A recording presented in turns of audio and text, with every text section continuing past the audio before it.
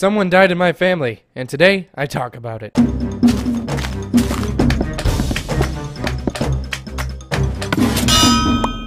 Today's video was shot on the Minecraft server play.montycraft.com. You guys, this is an amazing prison server loaded with tons of unique features. Now, the architecture to the server makes me very addicted. You know, I'm a sucker for the good builds, and this server doesn't lack them. And it's easy to rank up the first few ranks, so you feel really accomplished quickly.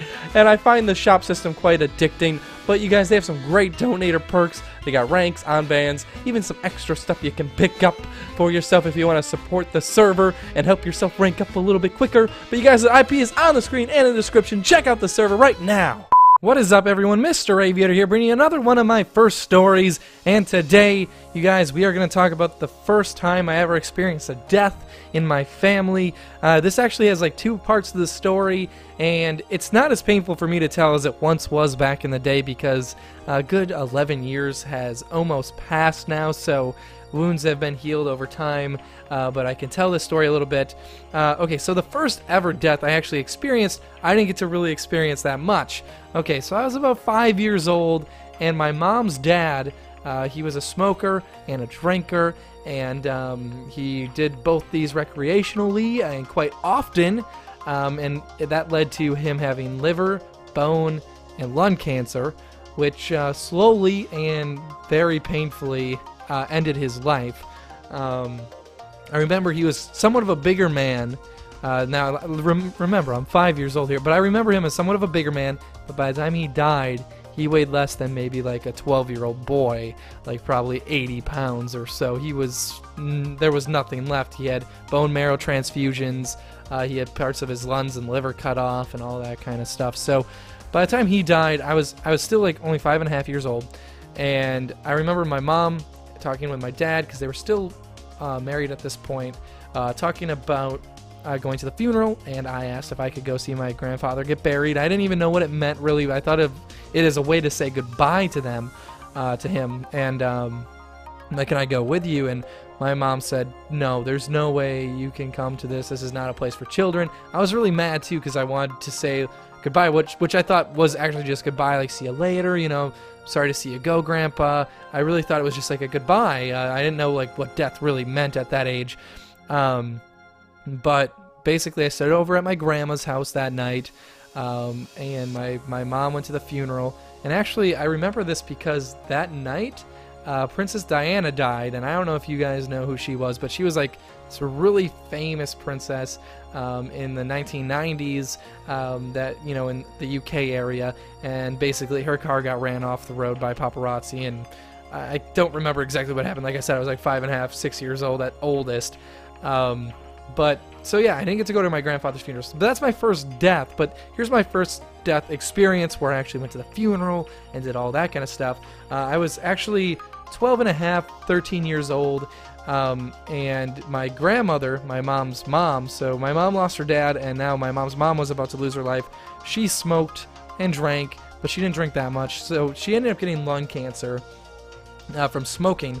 And the sad part is she quit smoking for 4 years before she got the lung cancer. So she had left smoking behind almost half a decade ago, but it crept up on her, and she ended up having lung cancer in her left lung.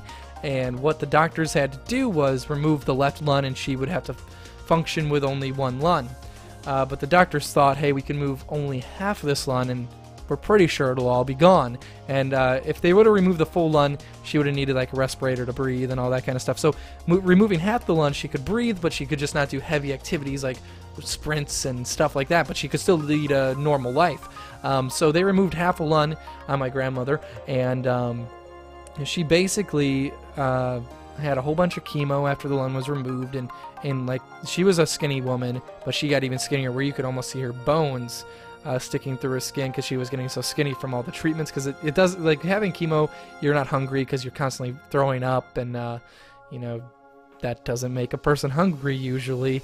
But basically she lost a lot of weight, but then I remember my mom telling me that my grandma's cancer was gone and everything was gonna be fine. Like, she was cured. The doctor said, there's no more cancer, you're cured.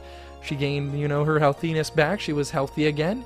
We were playing around. About a year later, the doctor came back and said, oh, it looks like we missed a spot, and it has spread like crazy to your other lung. So basically, she only had half a lung, and that had all cancer in it, and she had another lung that also had cancer in it. So at this point, the doctor said, you have 2 weeks to live. I'm sorry.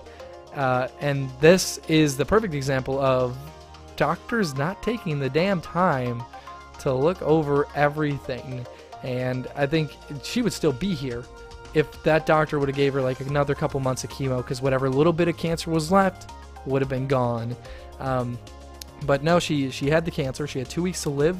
I remember the last couple of days, my aunt and my mom constantly was staying over at my grandmother's house, and my aunt was actually sleeping over there the night she passed. And I remember getting the call, like, my mom got the call, your mom's dead, she died this morning, and she was able to take care of herself all the way through the end, which was crazy. But I remember when we went to the funeral, it was really horrible. So I got to go to the funeral because I was 13 years old or so. And I got a suit and went to the funeral, and I was trying to hold it in. I was a teenager trying to be a man, not cry or anything. And I saw my grandmother in the casket. We had an open casket for her, and we were the first ones there. It was a rainy day. My mom told me to go to talk to my grandmother, the dead one, just say your last respects. So I went up there, and no one else was really there, and I held it in. And then more people started arriving, and everyone was crying. It was really emotional. They even played a video with some of the best home videos from my grandmother with really sad music and photos and stuff. And then I remember my grandmother that's still alive came up to me and tapped me on the back and said, "Are you okay?" And the waterworks started, and I cried I think I cried for weeks, constantly, every other day I was crying at night before I went to bed, just because, I was really close with my grandmother. And I remember touching her hand in the casket. I was looking in the casket, and it looked like she was breathing. I don't know what it is. I've seen multiple dead people now, and it always looks like they're breathing. Their chest looks like they're moving in that casket. Unless I just wanted her to be breathing still and was hoping that they made a mistake and she was still alive. But I touched her hand, and it was hard to describe. It was fake. It was hard and hollowed out and just filled with a hard plastic or something. It wasn't really her anymore. And then I knew she was gone forever. But that's my first death experience, you guys. I hope you enjoyed the story. It's a little sad, but a lot of you guys wanted me to talk about this, and I hope it kind of helps you deal. If you're young, it's okay to cry at a funeral. You're not less of a man. You're actually a person, I would say, when you do cry, because people should have feelings, and if you have them, then that's perfectly normal. So let it go, as the song would say, when this kind of stuff happens. Don't hold it in, because it makes you normal if you let it go. But I hope you guys enjoyed this video. If you did, remember to slap that like button. Leave a comment down below what I should talk about next, and I'll hit on that subject for you guys. But until next time, remember to take it easy. Lemon squeezy. Hey, have you guys seen the newest Bam Lounge skit? Bert gets electrified and turns into the devil. Check it out right now.